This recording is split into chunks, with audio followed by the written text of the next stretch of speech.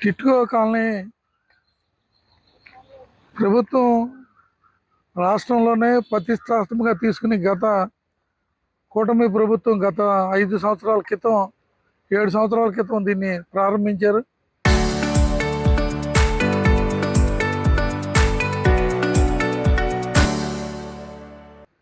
ఆ రోజు సుమారు ఇంత పెద్ద లేఅవుట్ రాష్ట్రంలో ఎక్కడా లేదు.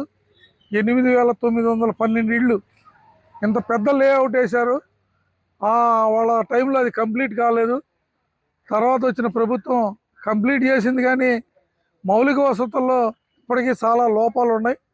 అక్కడ 3,000 మంది దాకా నివాసానికి వెళ్ళారు. ఇప్పటికీ 3,000 మంది నివాసం ఉన్నా ఇప్పటికీ దాంట్లో అంగన్వాడీ సెంటర్ కూడా లేదు. గతంలో అంగన్వాడీ సెంటర్ కోసం ఇక్కడే కలెక్టర్ గారు వాళ్ళు వచ్చినప్పుడు అడిగితే కలెక్టర్ గారు కూడా ఎక్కడ అద్దెకి తీసుకుందన్న ఒక అంగన్వాడీ సెంటర్ పెట్టండి అని చెప్పడం జరిగింది. ఇంతవరకు సెంటర్ కూడా ఏర్పాటు చేయలేదు. రెండోది, ప్రధానంగా అంత దూరం నుంచి హాస్పిటల్కి రావాలంటే ఇబ్బందులు పడే పరిస్థితి ఉంటుంది. అదే స్కూలు ఇప్పుడు అనేక మంది గేటులు దాటుకుంటూ ఇలా టౌన్లోకి స్కూల్స్కి వస్తున్నారు. అక్కడ ప్రాథమిక పాఠశాల కూడా ప్రభుత్వం రికమెండేషన్ పంపించామని చెబుతున్నారు, కానీ ఇంతవరకు ప్రాథమిక పాఠశాల కూడా లేదు. అక్కడ ఏమి ప్రభుత్వ భవనాలు లేవు కాబట్టి ఓట్లు పదే అక్కడ బూతులు అని అడుగుతూ ఉంటే తీసుకొచ్చి మార్కెట్ యార్డ్లో 3 బూతులు పెడతామని పైకి పంపించిన పరిస్థితి ఉంది. కాబట్టి ప్రభుత్వం ఇల్లు ఇస్తే సరిపోదు, ఇళ్లతో పాటు మౌలిక వసతులు ప్రధానంగా 3,000 మంది నివసించే ప్రాంతంలో శ్మశానానికి ఇంతవరకు సైట్ కేటాయించాల. అన్నీ ప్రధానమైన హాస్పిటల్ కానీ, చదువుకు కానీ, లేకపోతే శ్మశానానికి కానీ, ఇవన్నీ కనీస అవసరాలు. మంచినీళ్ళు అయితే ఇప్పుడు ఆ ట్యాంకు కట్టారు. ఆ ట్యాంక్కి పట్నం నుంచి లిఫ్ట్ చేయాలనుకున్నారు, కానీ అక్కడే బోర్లు వేసి కొంత వాటర్ లిఫ్ట్ చేస్తూ ఉన్నారు. వీటితో పాటు ప్రధానంగా ఎన్నికల్లో వాళ్ళ వాగ్దానం ఏంటంటే, మేము అధికారంలోకి వస్తే నన్ను ఎమ్మెల్యేగా గెలిపిస్తే రుణమాఫీ చేస్తానన్నాడు. ఇప్పుడు ప్రజలందరూ రుణమాఫీ అడుగుతున్నారు.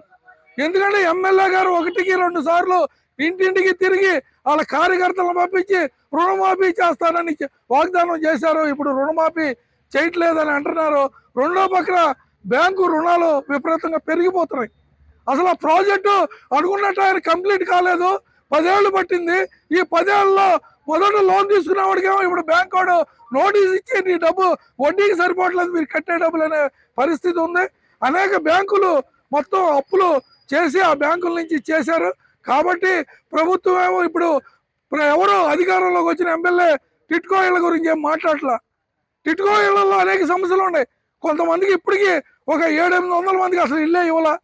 వాళ్ళ పేరు రుణం వచ్చింది, తాళాలు ఇవ్వకుండా ఏదో పెండింగ్ ఉందని. ఇక్కడ జరిగిన లోపాలు ఏంటంటే, గతంలో ఎవరు అడిగితే వాళ్ళకి ఇష్టం వచ్చినట్టు ఇచ్చారు.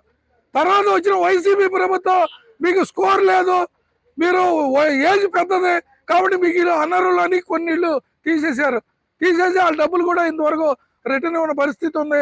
కాబట్టి టిట్కో కాలనీ మీద ప్రభుత్వం ఇప్పుడుగానే దృష్టి పెట్టి వీళ్ళ సమస్యల పరిష్కారం చేయాలని మేము సిపిఎం పార్టీగా డిమాండ్ చేస్తున్నాం. టిట్కో కాలనీ నివాసులు ఎంత ఇబ్బంది పడుతున్నారో, ఎన్ని రకాలుగా అవస్థలు పడుతున్నారో తెలియజేయడం కోసం మేము ఈ సమావేశమయ్యాము.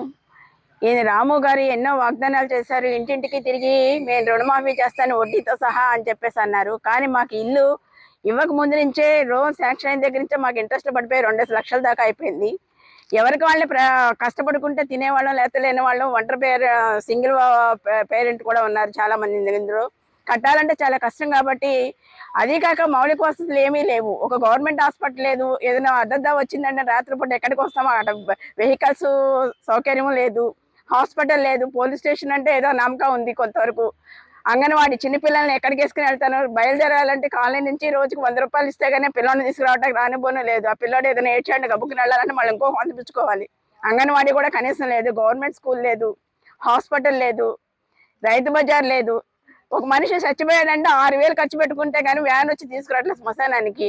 అక్కడ చాలా ఖాళీ స్థలాలు ఉన్నాయి. పార్కు కానీ వదిలేమన్నారు, అదన్నారు ఇదన్నారు, ఏమీ లేదు. ఆ చెత్త అంతా పేరుకుపోయి దుగంధంతో ఆ వాసన దోమలు, ఒక్కోసారి ఇళ్ళలేక చెట్లన్నీ పెరిగిపోయి పాములు కూడా వచ్చేస్తున్నాయి. ఈ రకంగా ఉన్నట్టు నేను చాలా చేస్తానండి. డ్రైనేజ్ 20 days అని క్లియర్ చేస్తానమ్మా, డ్రైనేజ్ ప్రాబ్లం అని అన్నారు. ఎప్పుడు గెలిచిన వెంటనే వచ్చి ఇంతవరకు ఆ డ్రైనేజ్ ప్రాబ్లము తీరలేదు. బ్లాక్ మధ్యలో చెత్త పెరిగిపోయింది. ఆ చెత్త ఇంతవరకు ఎవరు క్లీన్ చేసేది ఏదేదో మున్సిపాలిటీ వాళ్ళు ఎప్పుడో 2 రోజులకో 3 రోజులకో వారానికో 10 రోజులకో కనిపిస్తారు. రోడ్డు మీద తీసుకెళ్ళి ఇస్తే ఇళ్లలోది అది మాత్రమే వేసుకెళ్తారు.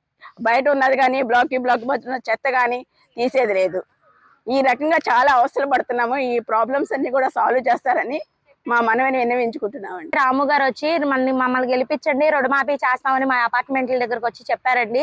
తర్వాత ఇది ఇదంతా పందుల దొడ్లాగా ఉంది, మిమ్మల్ని మేము మారుస్తాం, మేము చేస్తాం, చెందుతాం, మమ్మల్ని గెలిపించండి చెప్పి మా ప్రతి ఫ్లాట్కి వచ్చి చెప్పారండి. తర్వాత మేము వెళ్ళి ఆఫీస్కి వెళ్ళి అడిగినా సరే అసలు మాకు రెస్పాండ్ అవ్వట్లేదండి. అదేమంటే వాళ్ళు అలాగే అంటారు, మీరు వస్తే ఫోన్ చేయండి అని అంటున్నారు. కానీ ఫోన్ చేసినా కూడా మేము వెనగలరామ ఆఫీస్కి వెళ్ళినా కూడా మాకు ఏ మెయిల్ చేయట్లేదండి. పోలీసు బ్యాంక్ వాళ్ళ ఒత్తిడి ఎక్కువైపోయింది. మాకు సాగు తప్ప మేమైతే అంతంత వడ్డీలు కట్టలేమండి. మరి మేము మమ్మల్ని ఏం చేయమంటారు, ఆయన ఏం రుణమాఫీ చేస్తాను అన్నాడని చెప్పి మేము వెళ్ళాము. ఆయన చెప్పకుండా ఉంటే అసలు మేము వెళ్ళే వాళ్ళం కూడా కాదు, వదిలేసే వాళ్ళం. అంతంత వడ్డీలు మేము పనులు చేసుకునే వాళ్ళం. తెల్లారులైతే గుడివాడ రావాల్సిందే. మరి మేము పనులకు వెళ్ళే వాళ్ళం. అంతంత లక్షలు అంటే ఎక్కడ పేదవాళ్ళకనే కదండి ఇచ్చింది, మేము ఉండాలని ఇచ్చారా? పేదవాళ్ళకి ఇచ్చినప్పుడు మరి అన్ని లక్షలు ఎక్కడి నుండి తీసుకొస్తామండి? ఇది మా బాధను మీరు అందరూ ఆలకించి మరి మాకు రుణమాఫీ చేయాలని మిమ్మల్ని కోరుకుంటున్నాం.